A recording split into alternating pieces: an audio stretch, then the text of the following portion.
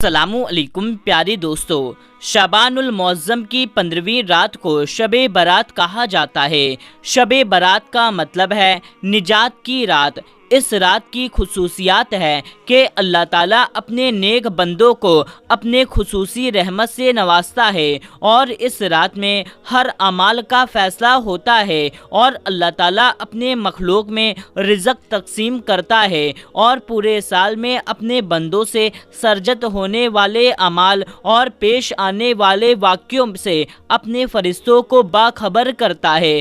حضرت ابو بکر صدیق رضی اللہ تعالیٰ عنہ سے روایت ہے کہ وہ فرماتے ہیں کہ نبی پاک صلی اللہ تعالیٰ علیہ وسلم نے فرمایا، اٹھو شعبان کی 15ویں رات ہے، بالیقین یہ رات مبارک رات ہے۔ اس رات کو اللہ تعالیٰ اپنے بندوں سے فرماتا ہے کوئی ایسا جو مجھ سے بخشش طلب کرے میں اسے بخش دوں، اور تندرستی مانگے میں اسے تندرستی دوں، اور ہے کوئی محتاج جس کی محتاجی ختم کر دوں، ہے کوئی دعا مانگنے والا کہ میں اس کی دعا قبول کروں، ہے کوئی اپنی حاجتوں کو مانگنے والا کہ میں اس کی حاجت کو پورا کروں، ہے کوئی سوالی کہ میں اس کے سوال کو پورا کروں۔ چنانچہ یہ صبح تک اللہ تعالیٰ یہی ارشاد فرماتے ہیں حتیٰ کہ فجر ہو جاتی ہے۔ حضرت علی المرتضیٰ رضی اللہ تعالیٰ عنہ سے روایت ہے کہ نبی پاک صلی اللہ تعالیٰ علیہ وسلم نے فرمایا، جب شعبان کی 15ویں رات ہو تب قیام کرو اور دن کا روزہ رکھو، کیونکہ نصف شعبان کا سورج غروب ہوتے ہی اللہ تعالیٰ پہلے آسمان کی طرف خاص تجلی فرماتا ہے اور 4 لوگوں کو چھوڑ کر کے باقی سب کی بخشش کر دیتا ہے۔ ان 4 لوگوں میں سب سے پہلے نمبر پر وہ ہے جو مشرک ہو، یعنی اللہ پاک کے ساتھ میں غیر خدا کو شریک کرتا ہو۔ دوسرا وہ جو اپنے دلوں میں دوسرے کے لیے کینہ رکھتا ہو۔ تیسرا وہ ہے جو رشتہ داروں سے قطعی تعلق کرتے ہو، یعنی کہ رشتہ توڑتے ہو۔ چوتھے نمبر پر بدکار عورت اور شراب پینے والا۔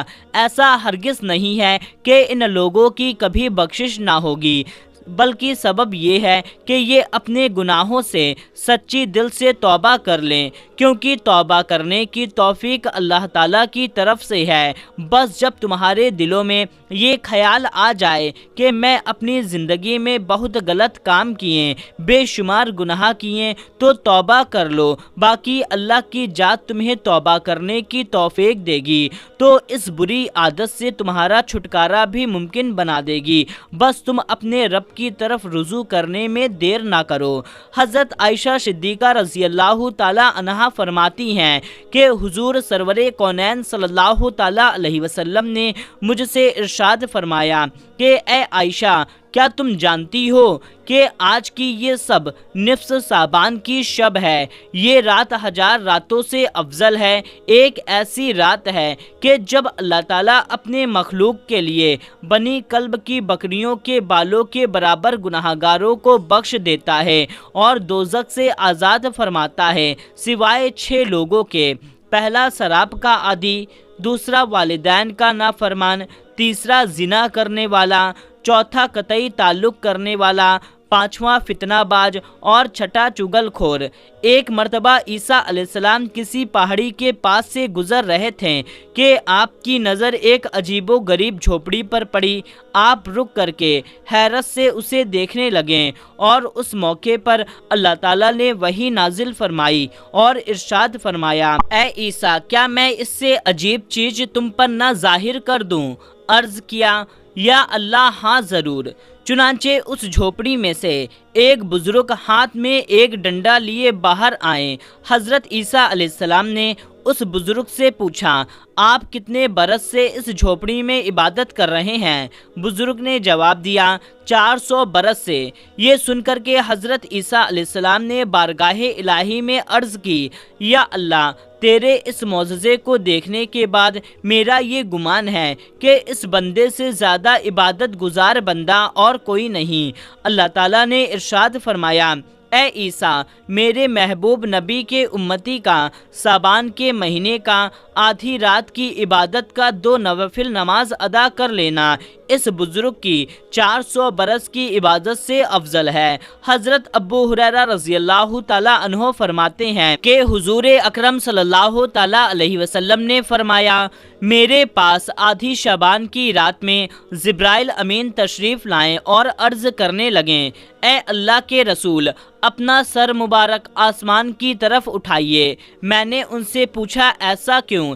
اس رات میں ایسا کیا ہے؟ جبریل امین علیہ السلام فرمانے لگیں، یہ وہ رات ہے کہ جس رات میں اللہ تعالیٰ رحمت کے 300 دروازے کو کھول دیتا ہے اور ہر اس انسان کو بخش دیتا ہے سوائے ان کے جس نے اس کے ساتھ کسی کو شریک نہ ٹھہرایا ہو، بشرطے وہ جادوگر نہ ہو، سود خور نہ ہو، جانی نہ ہو اور شراب کا عادی نہ ہو۔ ان لوگوں کی اللہ تعالیٰ اس وقت تک بخشش نہیں فرماتا جب تک کہ وہ توبہ نہ کر لیں۔ ماہ شعبان کی 15ویں شب کے بارے میں آپ صلی اللہ تعالیٰ علیہ وسلم فرماتے ہیں، اے عائشہ، کیا تم جانتی ہو اس رات میں کیا ہوتا ہے؟ عرض کیا، یا رسول اللہ صلی اللہ تعالیٰ علیہ وسلم، آپ ہی بہتر جانتے ہیں۔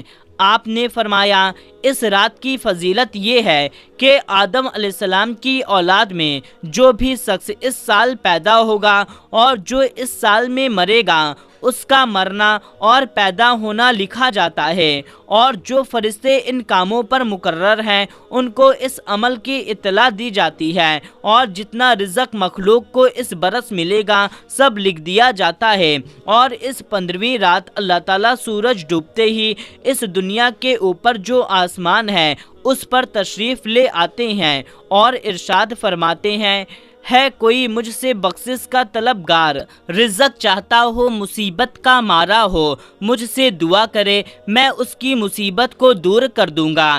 اسی طرح صبح ہونے تک ارشاد فرماتا رہتا ہے۔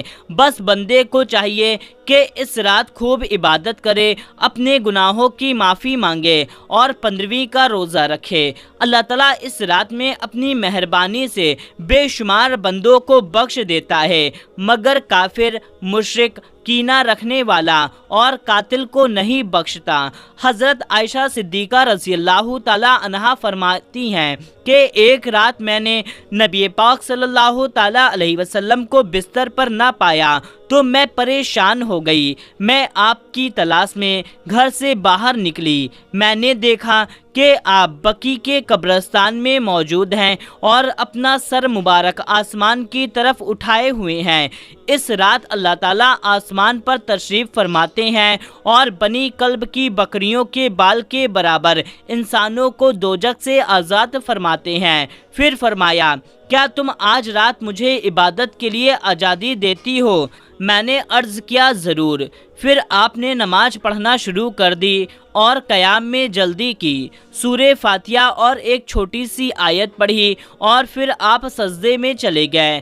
پھر آپ آدھی رات تک سجدے میں رہیں، پھر کھڑے ہو کر کے دوسری رکعت پڑھی اور پہلی رکعت کی طرح اس میں بھی قرأت فرمائی اور چھوٹی سورہ پڑھی اور پھر آپ سجدے میں چلے گئے۔ یہ سجدہ صبح تک جاری رہا۔